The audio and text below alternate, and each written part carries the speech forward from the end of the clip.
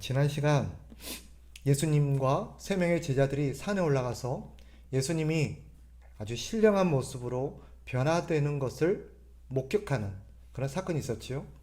그리고 그때 모세와 엘리야가 나타나서 예수님과 대화를 나누는 신비스러운 경험을 하는 그런 사건이 있었음을 우리가 보았습니다.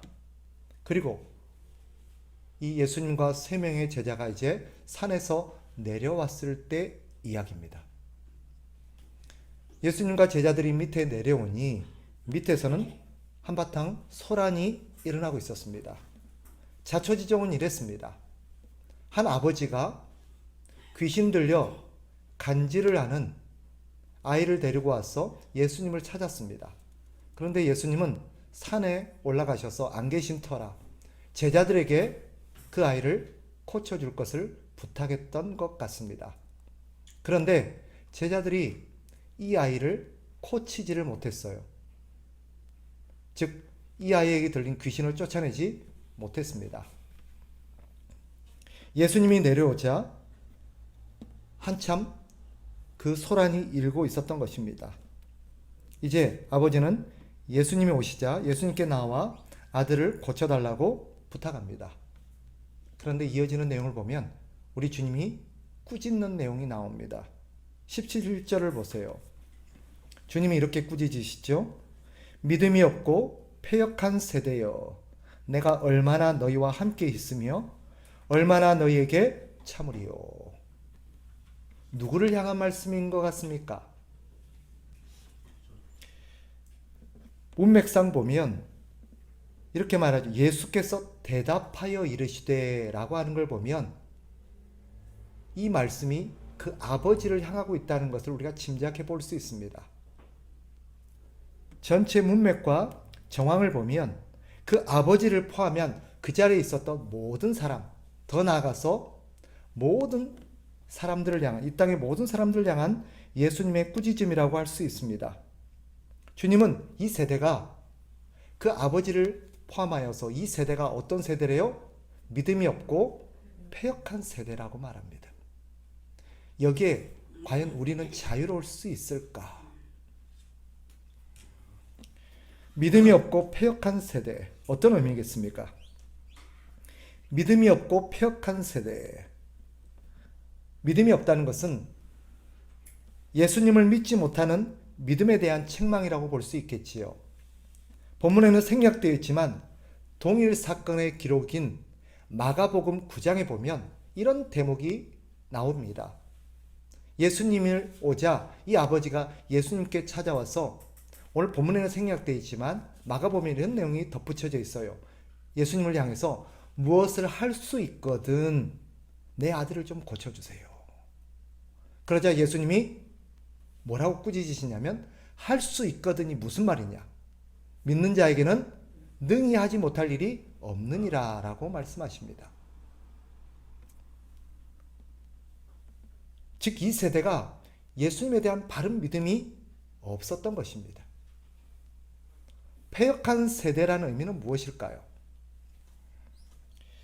즉 내용을 풀어보면 패역한 세대라는 것은 예수님을 찾기는 찾되 예수님을 찾는 것이 순전히 자신의 어떤 필요에 의해서 예수님을 찾고 예수님을 이용하려는 마음에서만 예수님을 찾으려는 그 마음을 향한 예수님의 꾸짖음입니다. 이 세대가 예수님을 찾아 나오긴 하는데 그 나오는 이유가 뭐예요?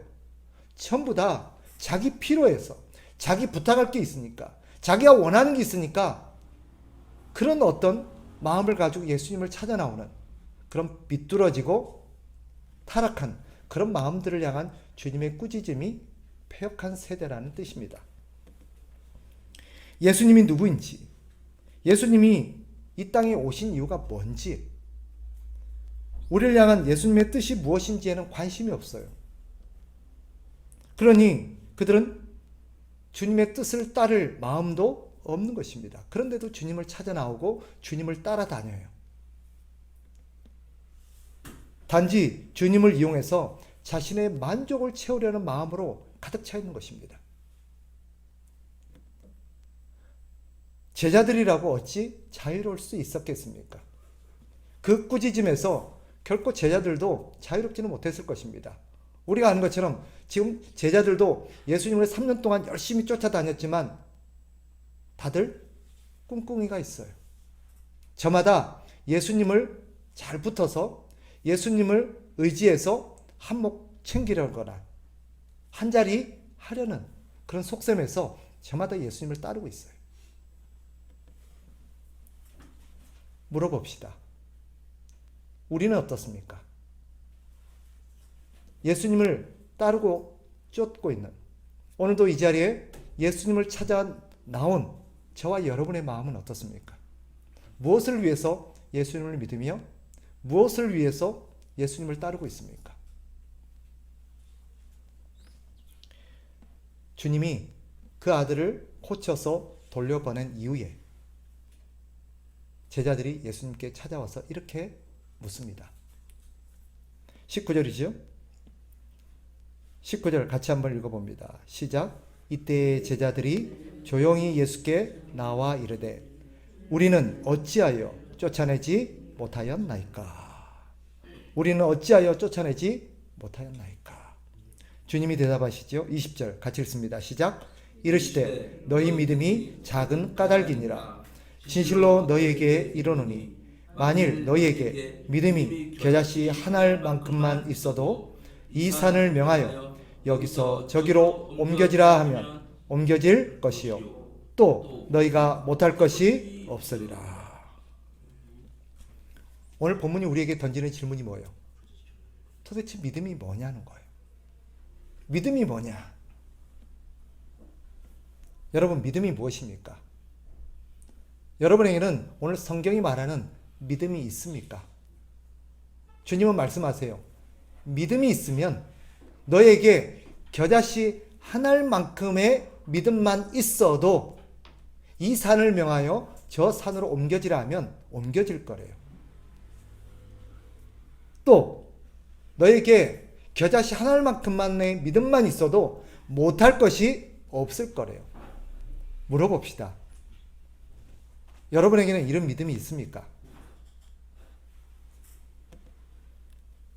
믿기만 하면 나도 주님처럼 놀라운 기적을 행할 수 있다는 확신, 이게 믿음일까요? 그러면 우리가 산을 옮기지 못하고 물 위를 걷지 못하고 병을 고치지 못하고 기적을 행하지 못하고 있는 우리는 믿음이 없어서일까요? 도대체 믿음이 무엇입니까? 언뜻 이 내용에만 본다면 믿음은 마치 어떤 기적을 행할 수 있는 능력을 말하는 것 같아요. 내가 주님만 믿으면 뭐든지 할 수 있다. 그럼에도 하지 못하는 것은 뭐 때문이다?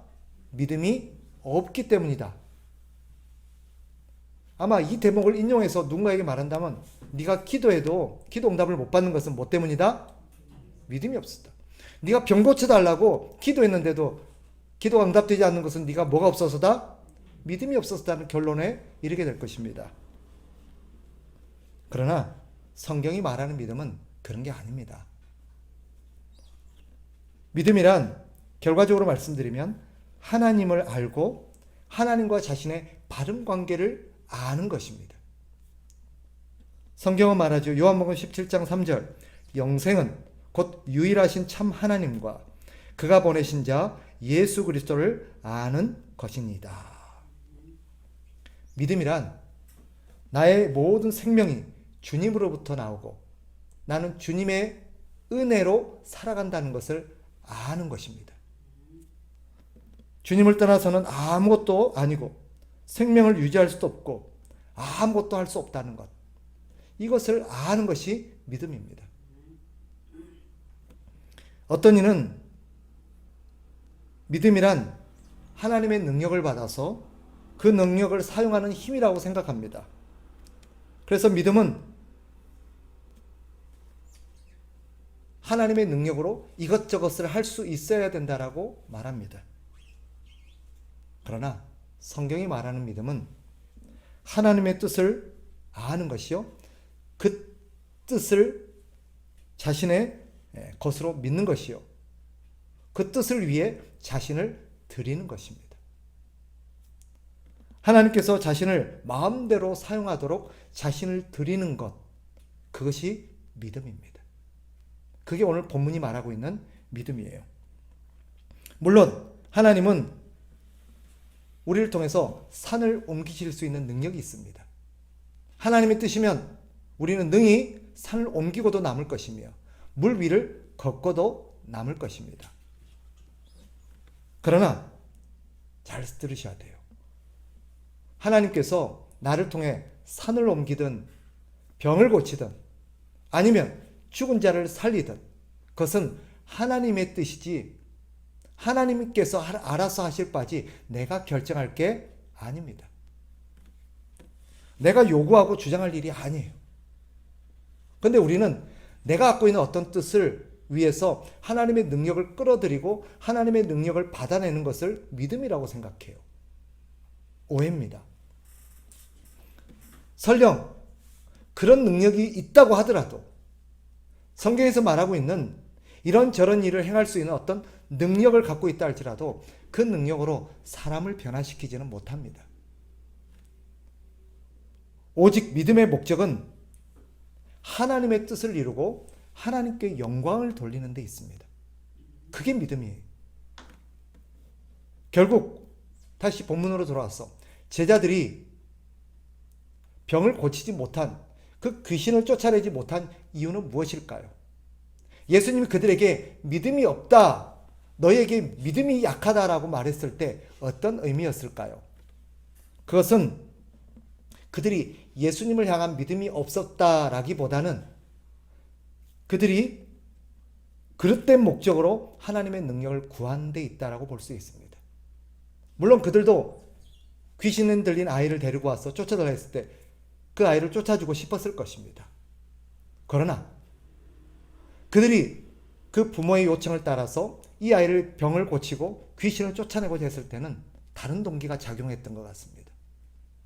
이것을 통해서 우리 주님이 하나님의 아들이심과 우리 주님이 온 세상을 다스리는 주권을 가지신 분이라는 것을 드러내는 게 목적이 아니라 자신이 주님의 제자요, 내가 이만한 능력을 갖고 있고 이만한 사람이라는 것을 과시하려는 그런 의도가 더 작용을 했던 것 같습니다. 그러니 그들의 요구에도 불구하고 하나님께서 역사를 하지 않았던 것이겠지요. 믿음이 있는가?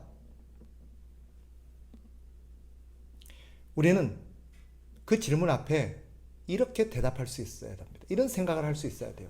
믿음이 있는가? 내가 이런 능력을 행할 자신이 있는가? 능력이 있는가가 아니라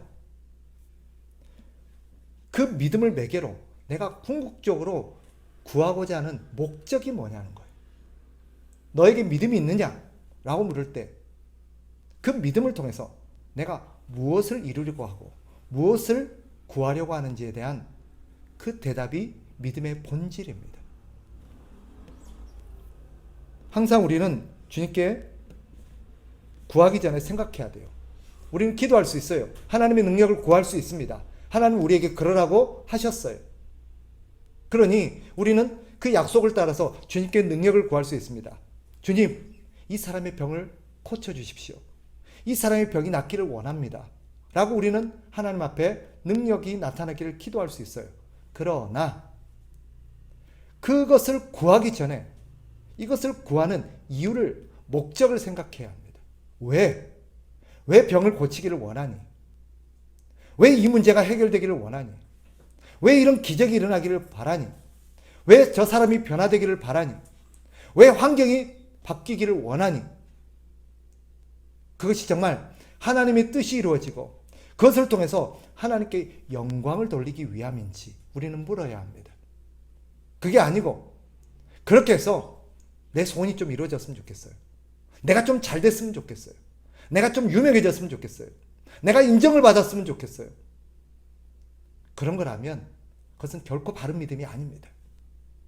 무슨 일이 일어난들, 설령 그래서 어떤 원하는 기적이 일어났다 할지라도 그것이 결코 하나님께는 영광이 되지 못할 뿐더러 많은 경우에 그런 능력과 기적들이 그 사람을 구렁텅이로 타락의 길로 이끌어가는 것이 뻔합니다. 오늘 우리가 기억할 만한 기라성 같은 하나님의 사람들이 추락하고 타락한 데는 그런 이유가 있습니다.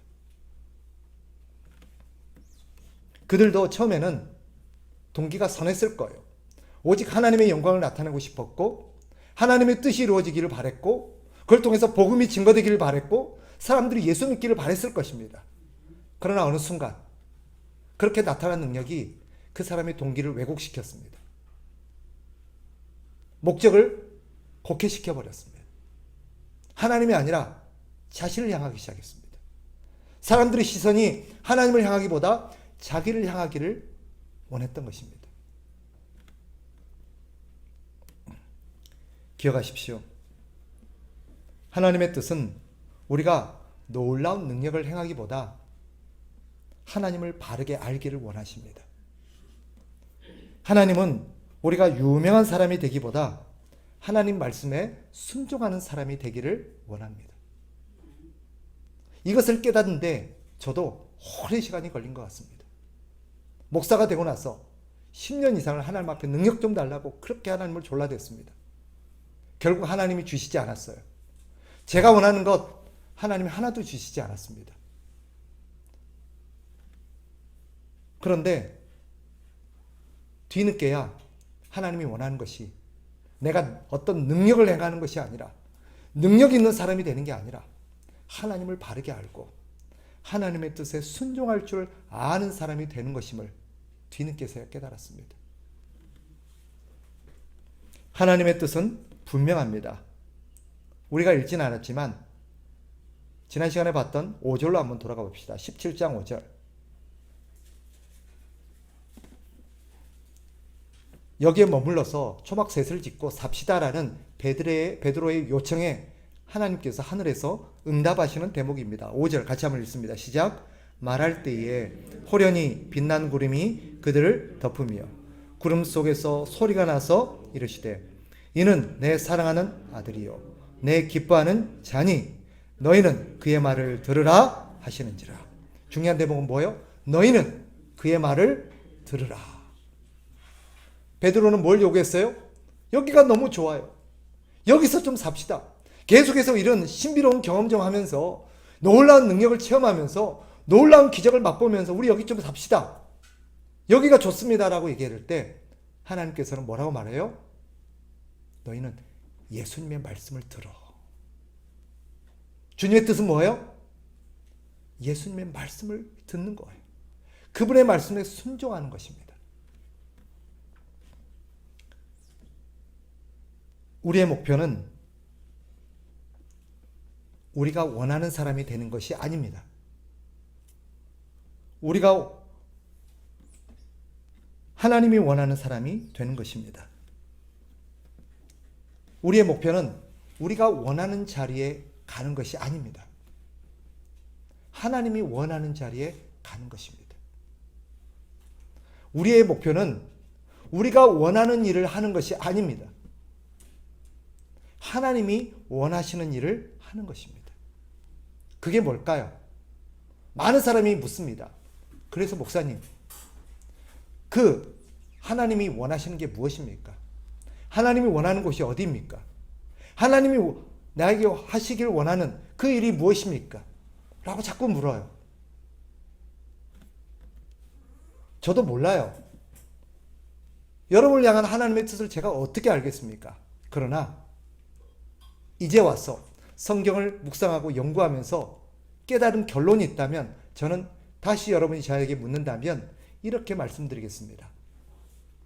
지금 여러분이 있는 자리에서 여러분에게 맡겨지는 일을 하는 것이 하나님의 뜻입니다. 우리는 주님, 나 저기 가고 싶어요.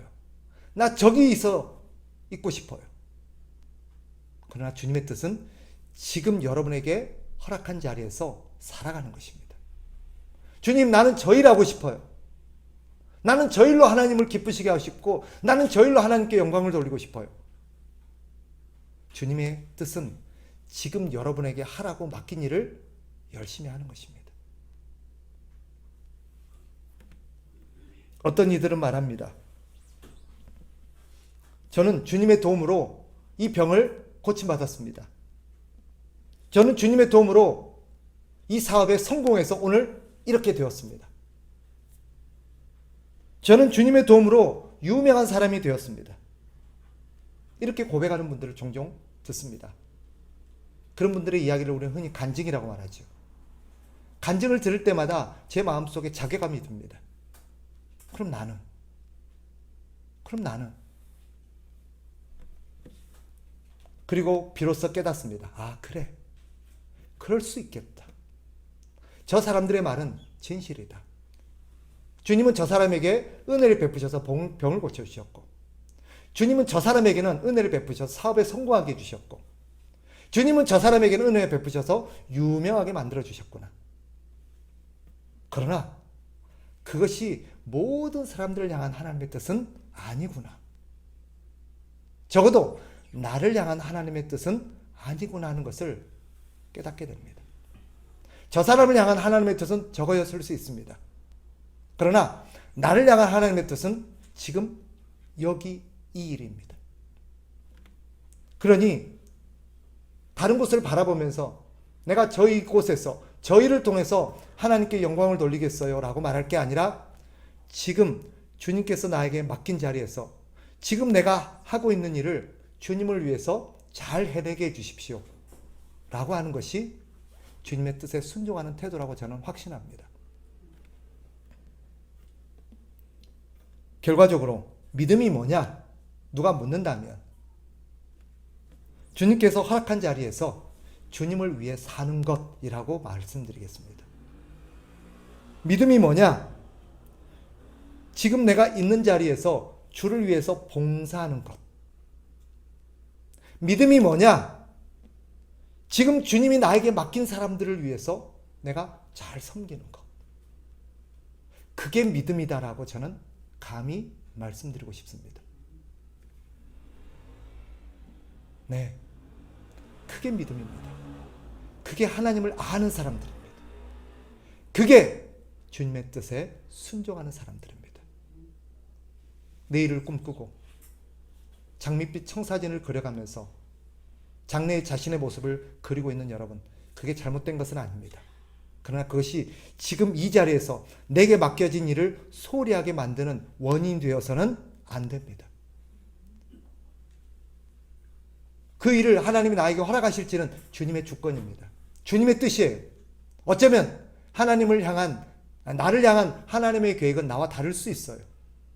내가 원하는 것을 하나님 앞에 구할 게 아니라 주님이 나에게 허락하신 것을 주님을 위해서 잘 감당하도록 구하는 것이 믿음을 가진 자의 바른 태도라는 것, 다시 한번 강조드립니다. 그 믿음으로 오늘 여러분이 있는 그 자리에서 주님을 위해서 주님 맡긴 일을 잘 해내시기를 주의 이름으로 축복합니다.